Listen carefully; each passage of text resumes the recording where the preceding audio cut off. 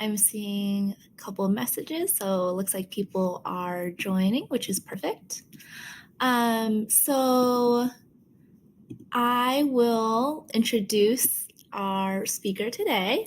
So welcome to the NYU Stern session at MBA Spotlight. My name is Wendy Zhang, and I'll be your host today. It's also my pleasure to introduce Giselle, who is the Assistant Director of MBA Admissions at Stern.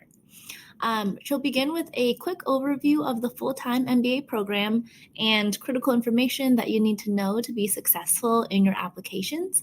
And after the presentation, we'll open it up for Q&As, and I'll do my best to have her answer kind of as many questions as possible. And for everyone in the audience, we do have two ways for you to engage. So on your screen on the right, there's a chat tab and a Q&A tab, and you can post your questions in that Q&A tab and upvote questions that you want answered. And that will be the tab that I'll be picking the questions from, so that Q&A tab. So now I'll turn it over to you, Giselle, to go over the presentation. Awesome. Thank you so much. So hi, everyone. Thanks so much for joining me for today's session. So as we mentioned, I'm just going to be talking through a little bit about the university, some of our values, our various programs, and just providing sort of a brief overview there. But if you are interested in sort of more of an in-depth look about the MBA program, I do encourage you to check out some of our information sessions, which are led by current students and alumni of the program. So sort of just jumping right in, NYU's campus is located in the heart of Manhattan, and being in such a dynamic city like New York has really informed our overall approach to business education. And it's really put this theme of change at the forefront of our programming. So there's a real emphasis on making sure that students who attend Stern are going to be able to be agile and are able to navigate the constant change that you'll be facing throughout your careers. So we've really designed the student experience to be all about transformation and change, so that students are going to be able to navigate that ambiguity that you'll be facing, whether it's 5 or 10 years down the line.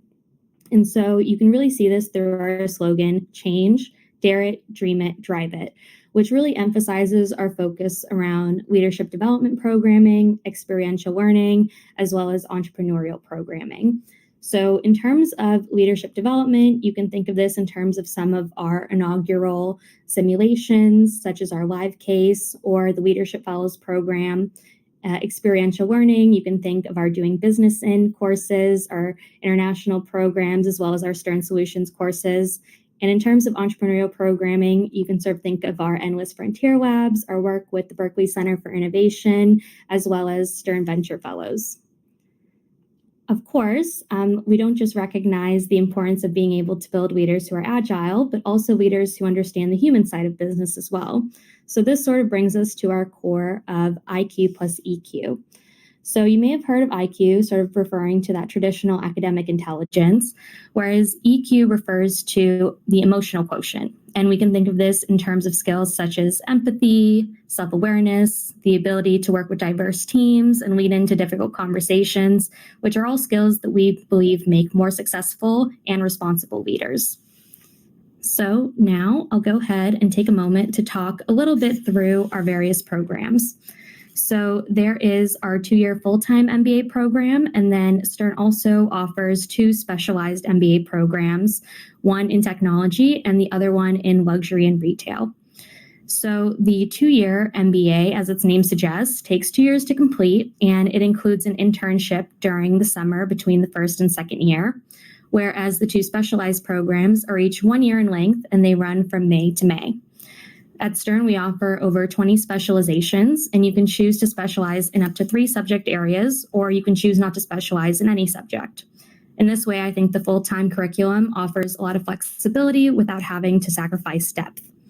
And then for our MBAs in tech, as well as in luxury and retail, there are some core courses, but mainly the courses that you'll take will be relevant to your particular industry of interest.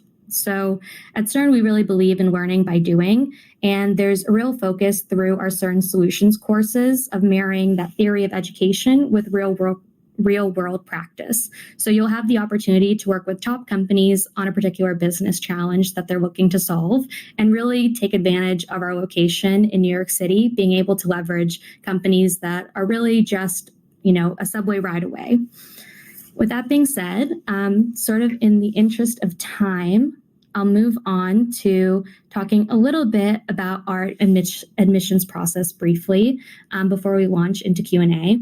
So our admissions process is very holistic, and we like to think of it as being broken up into these 3 buckets that you see in front of you. So the academic, the professional, and then alignment with our core values. In terms of academic record, this is referring 1 to your undergraduate GPA, past transcripts, a standardized test score, and if applicable, an IELTS or TOEFL score. Really looking to assess your ability to succeed in a rigorous program like the MBA. When it comes to that second bucket, the professional, this is essentially concerned with career. So how has your career gone so far, and where do you see it heading? And for this evaluation, we're looking at the resume, the professional aspirations essay, which is essentially a short-term goals essay, as well as the EQ endorsement, which is similar to letters of recommendation. And then for that final bucket, alignment with our core values, we're looking at our change essay as well as the pick 6, which are both of our creative essays. And here we're really looking to see, how do you really fit into the Stern community, and really looking to gauge for that EQ component that I talked about earlier. But with that being said, I really do want to dedicate most of our time together to answering the questions that you're really interested in. So with that being said, I'd love to launch into Q&A.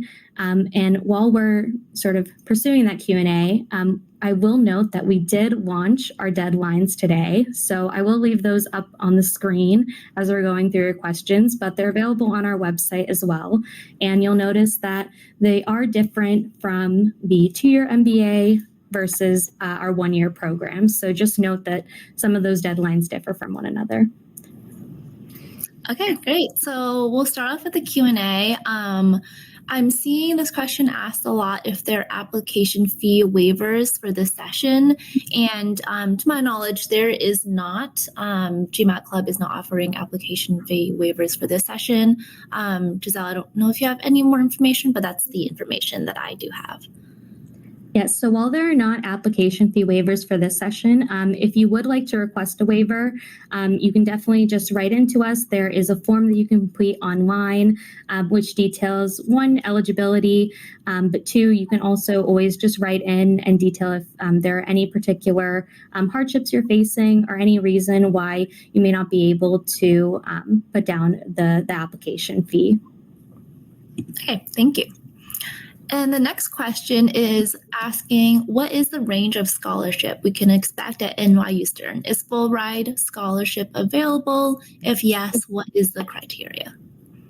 Definitely. So full ride scholarships are available, as well as partial scholarships. And I would say that in terms of scholarships, so all students upon submitting their application are automatically considered for merit-based scholarship. This goes for students who are U.S.-based or permanent residents, as well as international applicants, and no additional materials are required. So just upon submitting your application, you are automatically considered. And because they are merit-based, they really are evaluated along the same lines as any application. So sort of going back to that previous slide that I showed, they're evaluated along these criteria. So, your academic potential, professional experience, and alignment with our core values. Great, thank you. And the next question is that, is there a different weight given to GMAT versus GRE test takers? Great question. So there's no preference among test type. And actually at Stern, we offer quite a bit of flexibility when it comes to the test that you're able to submit. So we accept not only the GMAT and the GRE, as well as the GMAT focus, but we also accept the LSAT, the MCAT, as well as the DAT and the executive assessment. And the reason for this is that we really want the test score that you submit to showcase your academic potential in the best light. And so really when it comes to choosing a test, I would choose the test that best is able to showcase your academic prowess and focus less on a particular test type. Great. And then going off of that, next question is, what is the minimum GMAT focus score required? So there is no minimum test score required for any of the test scores that we accept. However, if you would want to get a better sense of the range of scores that our students have, then I would encourage you to check out our website. We do post the class profiles for our full-time MBA as well as those one-year programs in technology and luxury and retail. So you'll be able to see the 80% range as well as the average for all of those programs, not only in terms of their test type, but also in terms of GPA and other statistics, if you're curious. Okay, great. The next question is, if a candidate has experience from various backgrounds, internships, and 1 to 2 years of work experience, would that be a strong application, or do you generally prefer, for example, 5 years of work experience?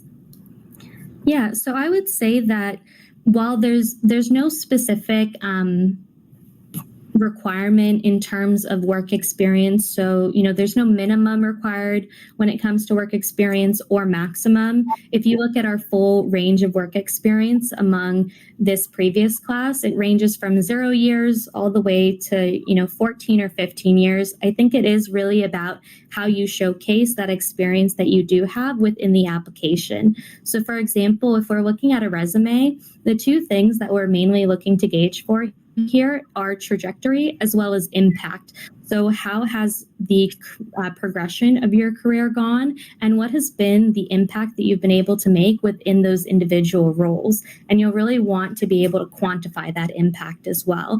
So I would say that really it's about, one, being able to showcase the work experience you do have in the best possible light. And then two, for those who maybe have a bit more limited work experience, focusing on that professional aspirations essay and being very clear and intentional about your specific goals.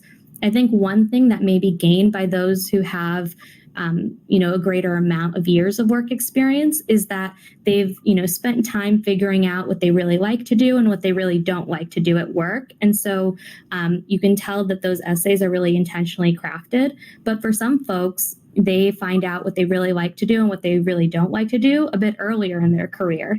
So less so about, the quantifiable years, but really about how you're showcasing your knowledge of where you'd like your career to progress and how you are able to showcase the impact you've been able to have in the role so far. Okay, great. And the next question, you kind of already answered this, but this is a slightly different. So it's Manhattan is an expensive city. It's true. Do you mind talking more towards what financial aid or scholarships or etc. are available for NYU MBA students? Definitely. So, like I mentioned, upon submitting your application, you're automatically considered for a merit-based scholarship. And these are, again, full awards. And then there's some partial awards as well. And that, again, requires no additional materials to be submitted. You can also check out our financial aid website for additional details about other ways to supplement the cost of tuition. So there are also additional programs that I should mention. While at Stern, you can also apply for different positions which are eligible for tuition remission.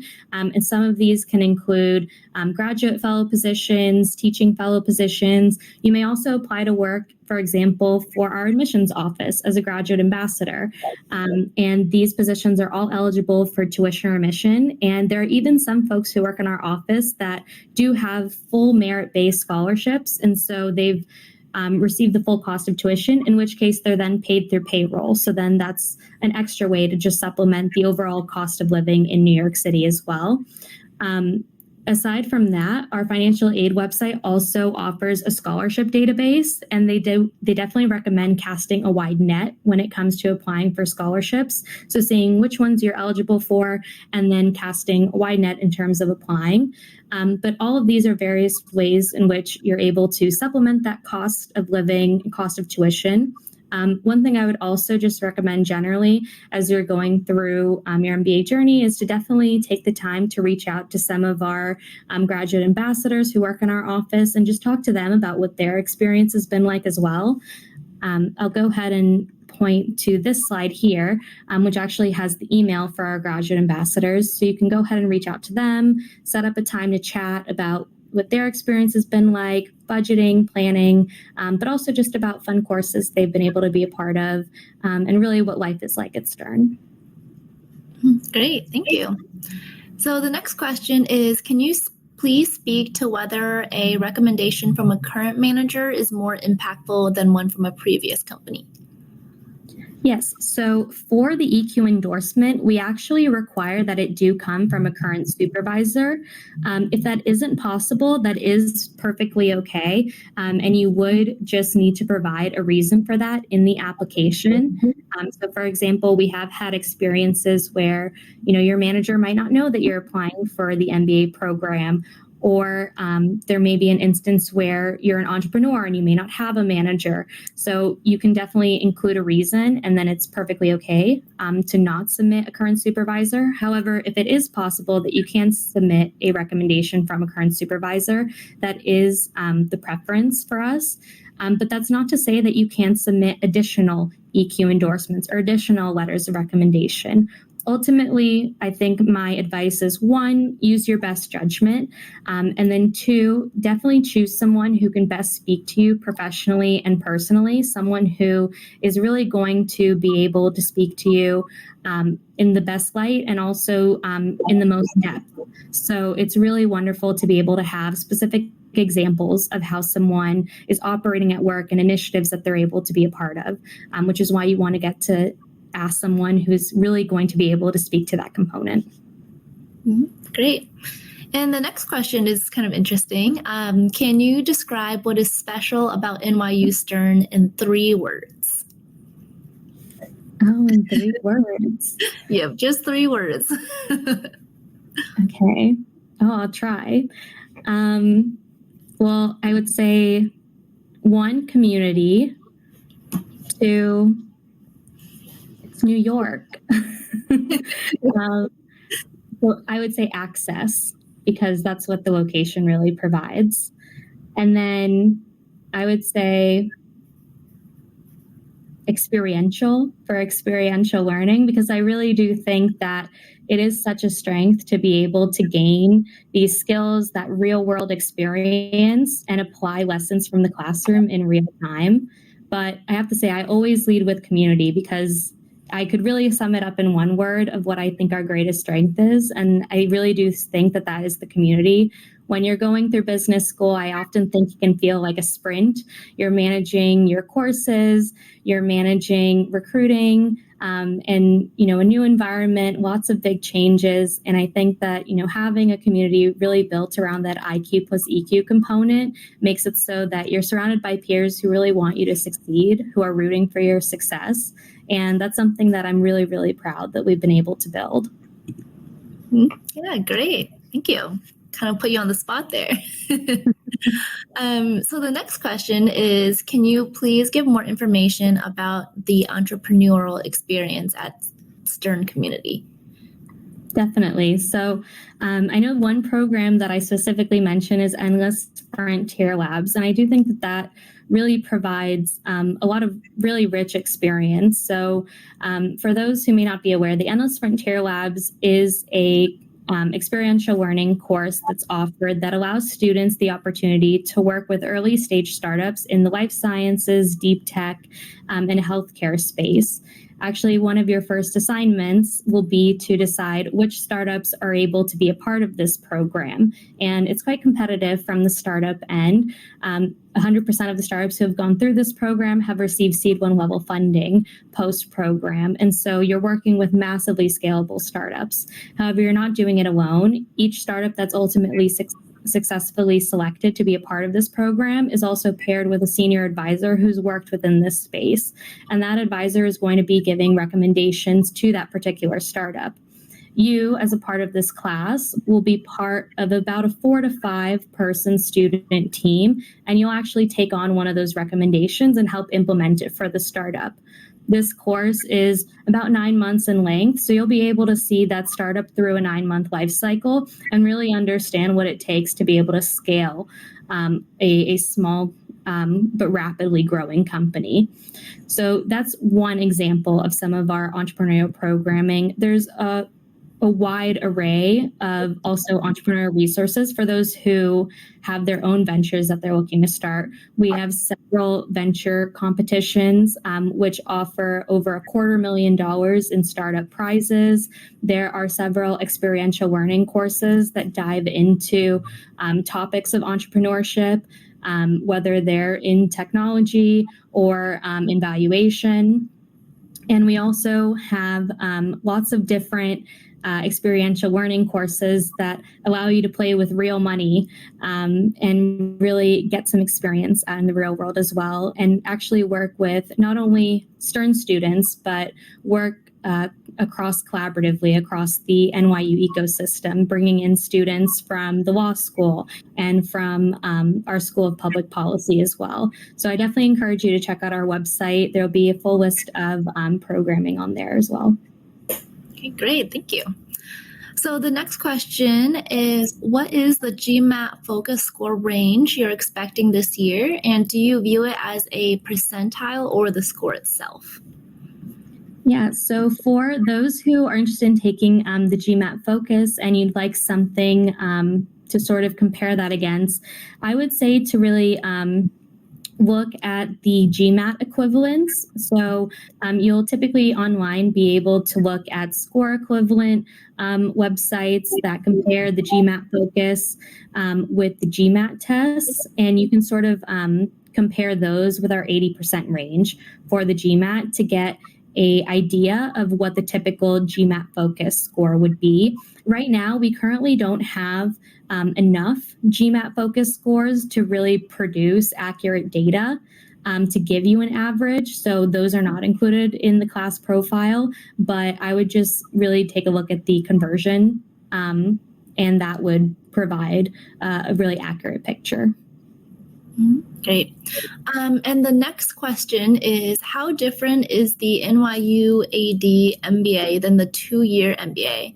And since the NYU AD is a 1-year MBA, is it not as in-depth as the 2-year? And is it harder to get in, or is it tougher to crack than the 2-year MBA? So the AD MBA, I believe this may be referring to our program in Abu Dhabi, if I'm thinking about that correctly. He can give more information, so I am assuming, they said yes. Okay. Yes. Mm-hmm. So that admissions process is actually handled by a completely different office. So I would actually encourage you to likely reach out to their specific office, perhaps attend one of their information sessions just to gauge, some information on their end. So I won't be able necessarily to speak exactly to that program, as our office is sort of separate from the Abu Dhabi program. Okay. And the next question is, can international students apply in any round, or is the application limited to round 1? Also, what are the acceptance rates for international students in the later rounds? Yes, so we definitely encourage international students to apply. I heard some background. We definitely encourage international students to apply within the first 3 rounds, and that's really just for visa purposes. So that would sort of be the extent of that. But really, you have equal chances of being, accepted in any round. And we really encourage you to apply for the round in which your application is the strongest. So, the best round for you to apply in is the one in which you are putting your best foot forward, and you feel that you are going to be the most confident submitting your application. So that's when I would encourage you to apply. We really just say you want to apply within the first 3 rounds for visa purposes, specifically for international students. Okay, great. The next question is, how accessible is the Stern Alumni Network? Yes, so definitely very accessible. We actually have our own platform, which all alumni end up joining. It sort of acts as our own Stern social media platform. We're able to connect with all Stern alumni, and it's called Stern Network. And then during your time at Stern, alumni are constantly reaching out and helping out during the recruitment process. But then post Stern, our alumni relations team does a really incredible job hosting, hundreds of events every single year in regions not only across the U.S. but globally, making sure that we're really engaging with our alumni and alumni are engaging with each other. So we'll host events, in Paris, in Abu Dhabi, in Mexico City, really all across the world. And of course, several of the events are also occurring in New York City, and these can range. So some of them will have visiting professors who will give a particular lecture. Others will include fun activities. So you may attend a baseball game or play golf or go visit a brewery, for example.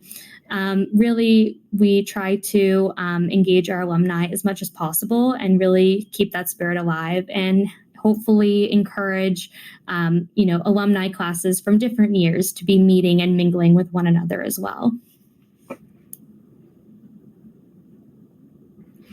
Oh, I believe you're on mute. Oh, sorry. I turned it off because I think my me being unmuted was messing with your audio.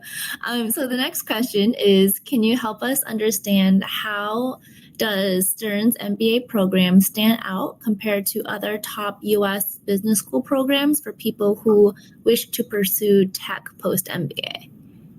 Definitely. So I think that really leaning into that experiential learning component, being able to work with some of those top tech companies, particularly those that are located in New York City, but also leaning into the connections that we have on the West Coast as well.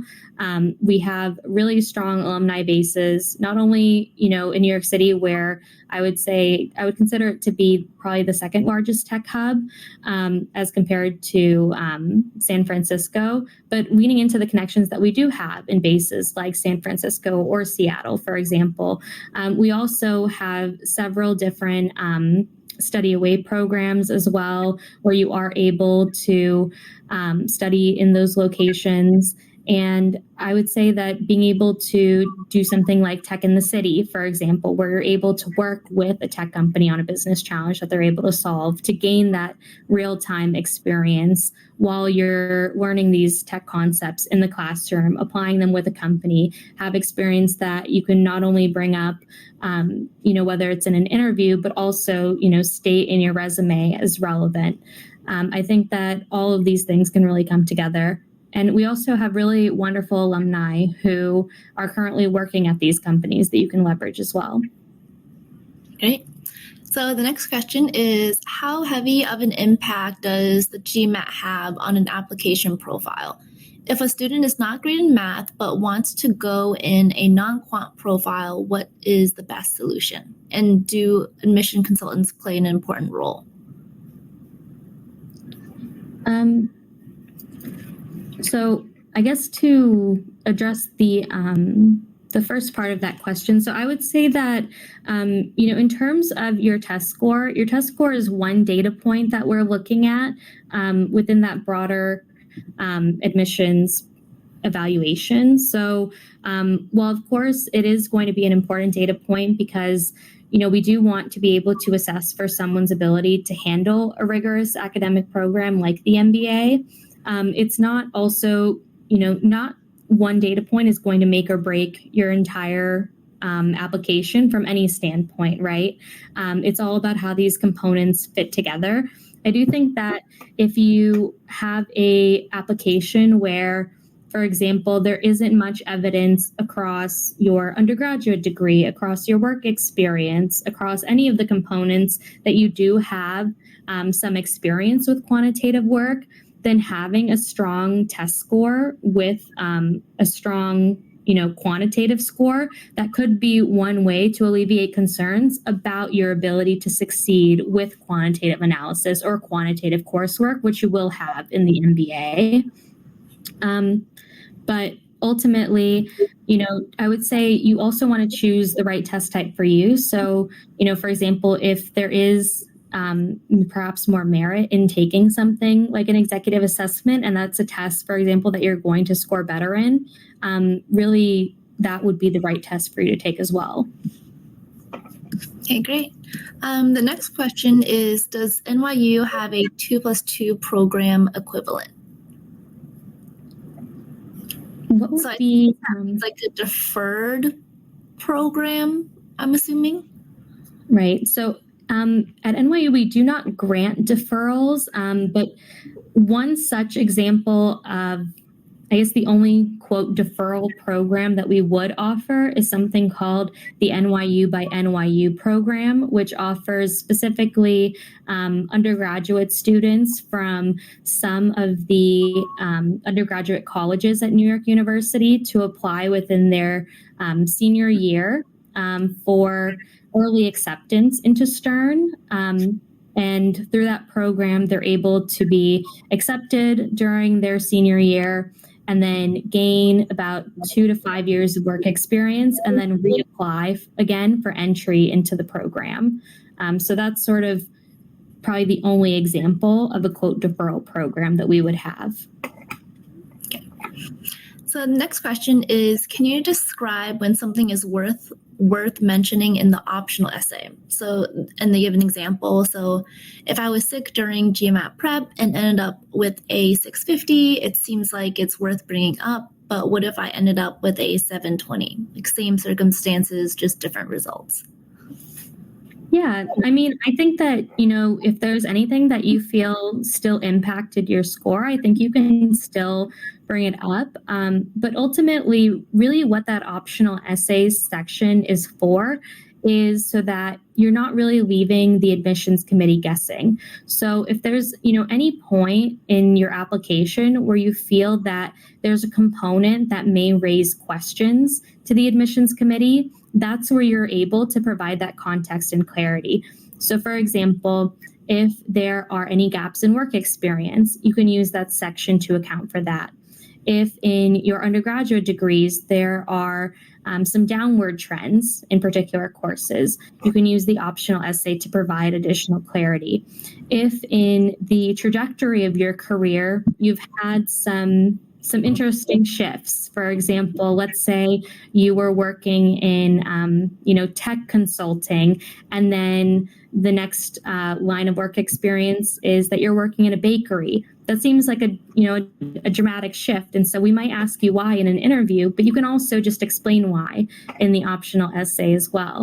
Or if you feel that there are some reasons why you're looking to make a larger pivot, for example, during the MBA, and the short-term goals essay, which is about 150 words in length, is maybe not providing enough space that you need, you can provide additional context in the optional essay that maybe that space was maybe too restraining to provide.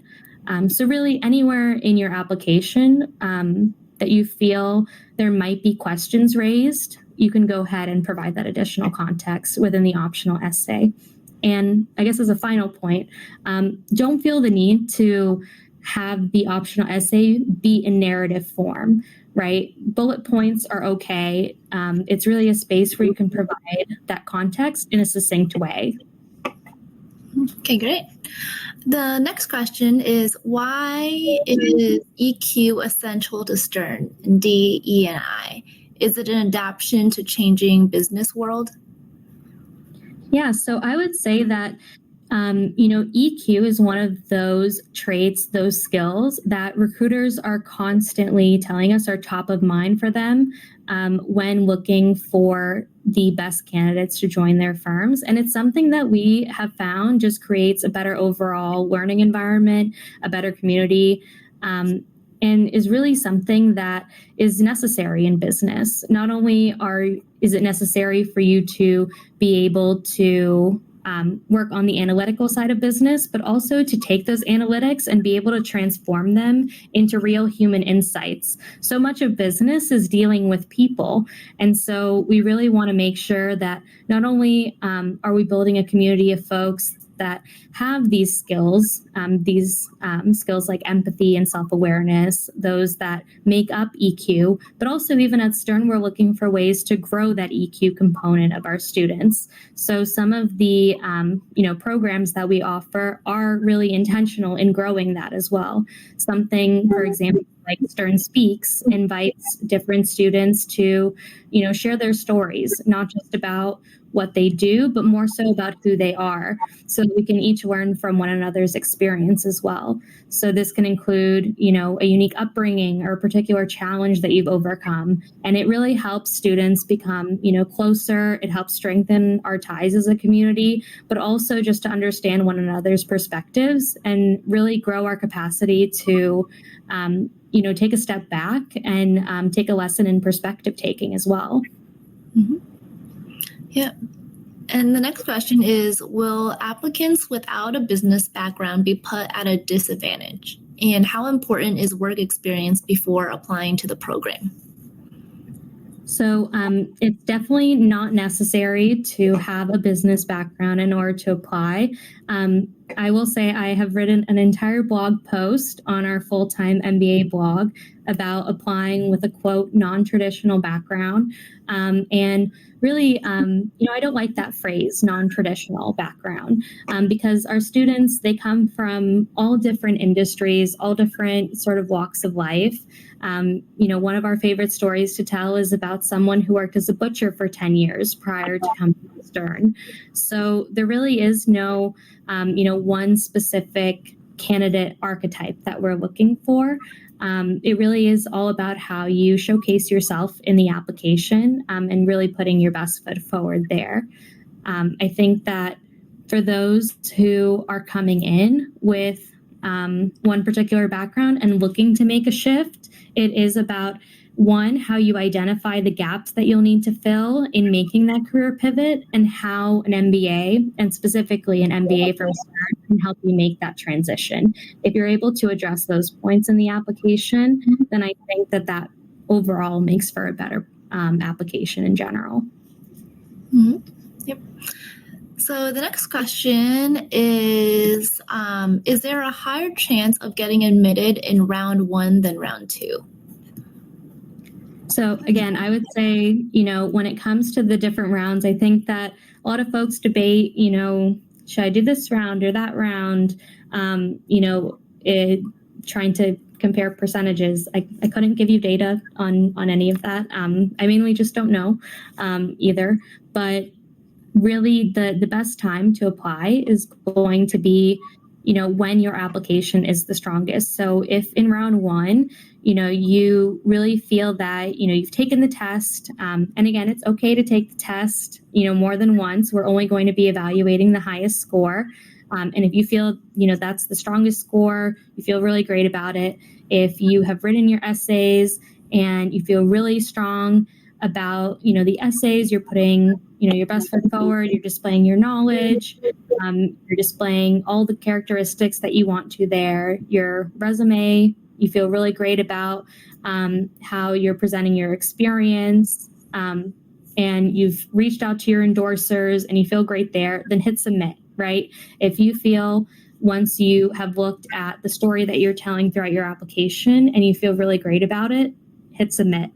And if there are some components that you feel could be tightened up or could be edited or could just be a little bit better, then take the time to edit them. There's no, pressure to apply in one specific round. Mm-hmm. Great. So I think this will be the last question. And it's about the application. So can one of the Pick 6 images be a combination of 2? For example, a picture that combines a picture of me as a kid and then as an adult.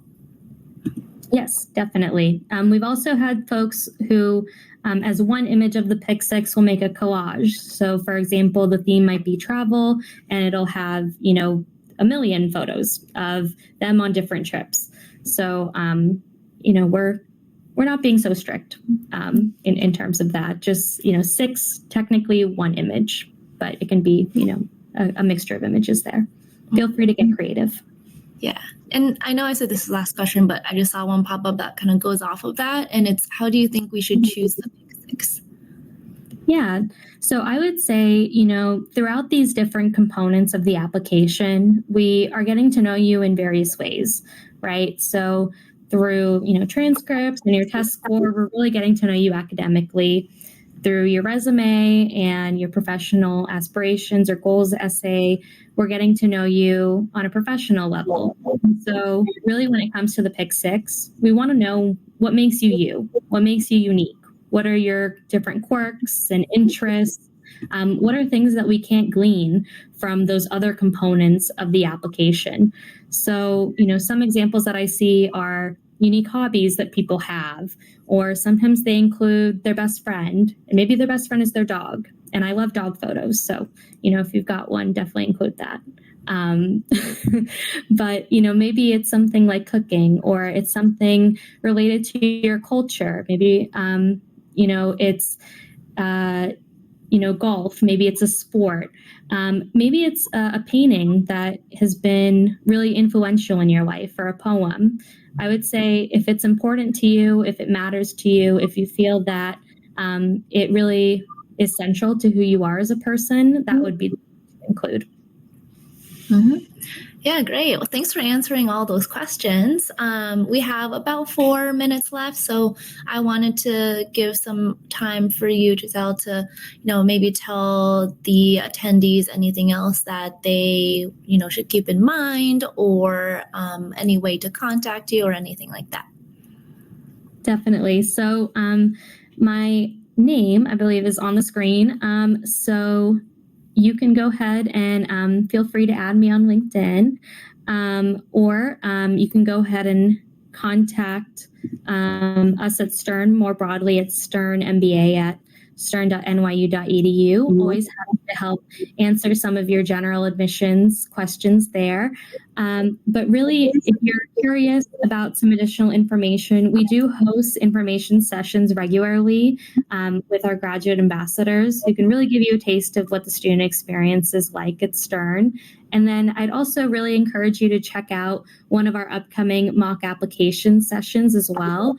Those really provide an inside look into how the admissions committee is evaluating applications. And during one of those sessions, we'll actually take a look at a fake applicant, and you'll be able to really see how the admissions committee would think about an application, all the different things they would consider. But those are just two of our upcoming sessions that are held virtually.